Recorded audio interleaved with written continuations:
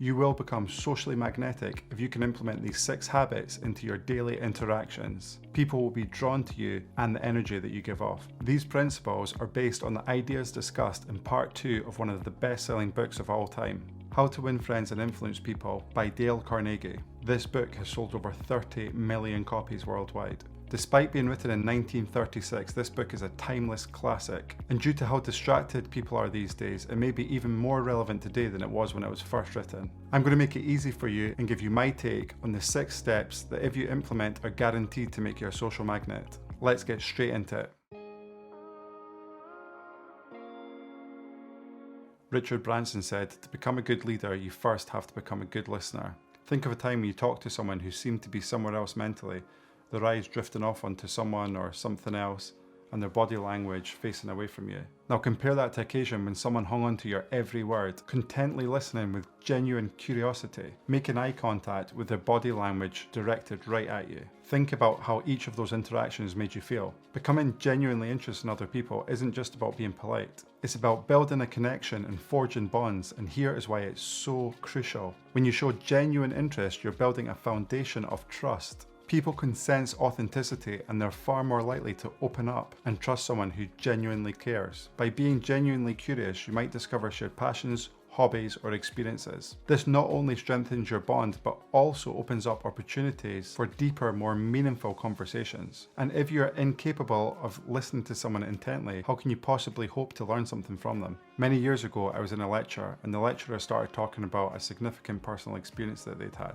and I found it really interesting. After the lecture, I did some of my own research on the subject to find out more. A couple of days later, I was part of a smaller group with the lecturer, and I asked him more about the experience he had mentioned, and I elaborated further, adding in what I had learned. Not to try and impress him, that hadn't even crossed my mind, but because I was genuinely interested and wanted to find out more about his experience. I can still remember his face now. It lit up, and he said, "How did you know about that?" I told him that I found what he said the other day to be really interesting, so after the lecture I looked into it a bit more. Investing just 20 minutes of my time had such a profound impact. He went on to go into even more detail, and after the next lecture he brought me even more information. Back when I was in school, I often got into bother and never once had a teacher who had my back. After looking into this one thing that involved this person and that they were interested in, and mentioning it just once, from then on, he was always looking out for me and making sure that I was okay. This one experience made me never forget the impact that showing genuine interest in someone can have, especially if it takes them by surprise. Each person that you meet knows something that you don't. By being interested in them, you're opening the doors to knowledge, stories, and experiences that can enrich your life, sometimes in ways that you couldn't even conceive at the time. Here's some tips. Ask open-ended questions. Encourage others to share by asking questions that can't be answered with just yes or no. Be present, especially today in our digital world. Giving someone your full attention is precious, and it's something that's not experienced as much as it should. For this reason, it's even more potent now. Put away distractions and be truly in the moment. Remember personal details. If someone shares a personal detail in a past conversation, bring it up the next time you meet. It shows that you care and that you are genuinely interested. Also, if you're rubbish at remembering things like me, practice writing them down. Don't just accept that you're not good at it. Do this particularly with people's family member names and things that are important to them. This is particularly beneficial if you're starting a new job or going to be in a new unfamiliar environment like a university, school, or college. Surface level interactions are common, so choosing to become genuinely interested in others will set you apart. It's the first crucial step to becoming a social magnet. If you found this video beneficial so far, I'd really appreciate it if you could hit the like button.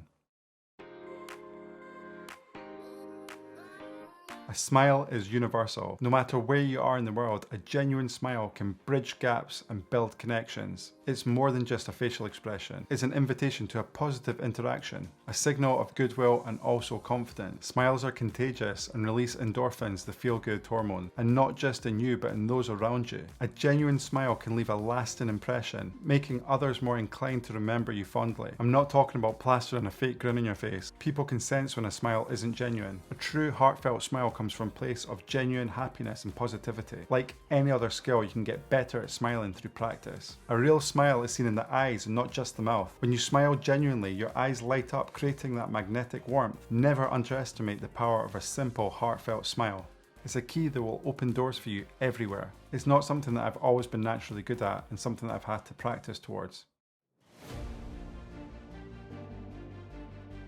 We touched on this in the first principle, but it's so important it's worth further exploration. When somebody remembers our name, we feel an instant connection, especially if we weren't expecting them to. It's a small detail, but one that holds immense power. In his groundbreaking book, Dale Carnegie emphasized that person's name to that person is the sweetest sound in any language. And there's a deep psychological reason for that. Hearing our name activates our brain in a very unique way. It's a sign of respect, of being acknowledged and mattering to someone. Remembering someone's name isn't just about impressing them. It's about building and nurturing meaningful connections. Why is using and remembering someone's name so impactful? By using someone's name in a conversation shows that you care, you're fully present, and you value the interaction. Being addressed by name creates trust. It indicates that you see the person. Names pave the way for deeper, more meaningful interactions. When you meet someone new, repeat their name during the conversation at the earliest opportunity, and then also a few times throughout.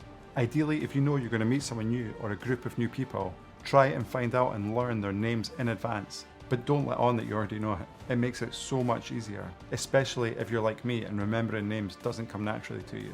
After meeting someone new, make a note. A quick entry in your phone can work wonders. As you work on becoming a social magnet, remember that names hold power. They're more than just labels. They're a bridge to genuine human connections. And if you can also remember the names of people that they hold close, you're off to a flyer. This expands on the first principle as well. Being a good listener allows the person talking to see and understand themselves better. Listening is more than just not speaking. It's an active process of genuinely trying to understand somebody else. When you truly listen, you're telling the other person that their thoughts and feelings are important and matter. This fosters trust and deeper understanding. Often, in a hurry to respond, we miss out on crucial insights. Active listening can lead to discoveries and solutions. Whether in personal or professional settings, effective listening strengthens bonds. It's the foundation of any lasting relationship. Tips: maintain eye contact. This simple act shows the speaker that you're engaged and focused on what they are saying. Don't interrupt. Resist the urge to jump in. Even if you have something valuable to add, wait for the right moment. As we've already mentioned, ask open-ended questions. Encourage people to elaborate and share more. Ask, how did that make you feel? Or what do you think is the best way forward? This sounds so simple, and it's because it is. But so many people neglect to do this. It shows genuine interest. If you're in a foreign country and trying to connect with locals, the quickest way to bond would be to be able to speak their language. Similarly, discussing topics that interest the other person will likely rapidly forge a bond. Understanding and discussing another person's passions is a surefire way to their heart. It's not about flattery, it's about genuine engagement. Everyone wants to feel understood and to share their interests. By providing that platform, you're not only learning something new, but also creating an environment of mutual respect. Not long after I first read the book, How to Win Friends and Influence People, I was going to a wedding where I didn't know many of the people there. I decided to put the principles discussed into practice. Before going, I decided that whoever I was sat beside, I would find out as much as I possibly could about them during the meal, and then quite literally work my way around the whole table doing the same thing. If somebody asked me something about myself in return, I would answer, but in as succinct a way as possible, and then fire another open question straight back at them, probing further each time on what I found out to be their interests and passions. By the end of the meal, everyone was laughing and having a great time, and I had introduced everyone to everyone. Bearing in mind, prior to sitting down, I only knew one of the other 7 people at the table. It's actually great fun to try. Why is discussing others' interests so impactful? When you take the time to discuss somebody else's interests, you show that you care about their world, their passions. It demonstrates empathy and understanding. Conversations become more vibrant and engaging when discussing topics that are close to somebody's heart. You not only get insights into their world, but often also learn something new and fascinating. Here are some tips to engage in conversations around others' interests. Genuine curiosity is the starting point. Ask open-ended questions to dive deeper. Things like, how did you get into this hobby? Or what do you love most about it? Do your homework. If you know someone is passionate about a topic, take a little time to read up on it. It shows effort and initiative. A guy I used to work with, son, was a very promising athletics track runner. He travelled all across the country and further, taking him to racing events. He was very proud, and rightly so. I liked to run for fitness, but had absolutely no knowledge of athletics. I started to take an interest so I could talk to him about it, and it became the initial foundations of what went on to become a strong relationship. Engaging deeply with someone's interests not only enriches the conversation, but also strengthens the foundations of trust and mutual respect. One of the most profound human desires is the need to feel valued and important. We hopefully all know that uplifting sensation when someone makes us feel special. It's not about ego, it's about acknowledgement and being seen. People can distinguish between genuine appreciation and flattery. It's vitally important to have sincerity. The key lies not in empty praises, but in recognizing the inherent value in others and communicating that sincerely. Why does making others feel important have such an impact? When you make someone else feel important, you're uplifting their self-worth and boosting their self-esteem and confidence. Genuine appreciation and acknowledgement can transform an environment, making it more positive and cooperative. Making someone feel valued deepens trust, understanding, and connection. Tips to sincerely make others feel important. As we discussed earlier, active listening is powerful. It conveys to the other person that their words and feelings are important. Find genuine reasons to compliment or appreciate someone. Avoid flattery and seek truth. A simple thank you can go a long way. Show gratitude and acknowledging someone's efforts and kindness towards others and not just towards you.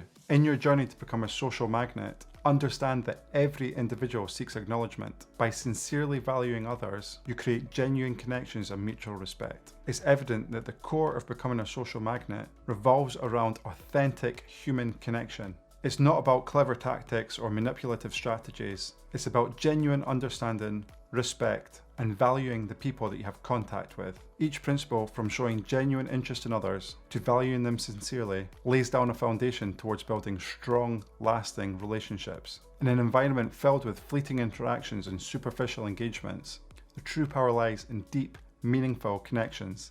Remember, understanding these principles is just the first step. The magic happens when we start implementing them into our daily lives. As you interact with people, be it friends, family, colleagues, or strangers, challenge yourself to apply these. If you do this, you'll find that not only do others gravitate towards you, but your own life becomes richer and more fulfilling. Dale Carnegie said, "You can make more friends in 2 months by becoming interested in other people than you can in 2 years by trying to get other people interested in you." Let me know in the comments which of these principles you're going to start implementing first. Thanks for watching, and I'll see you in the next one.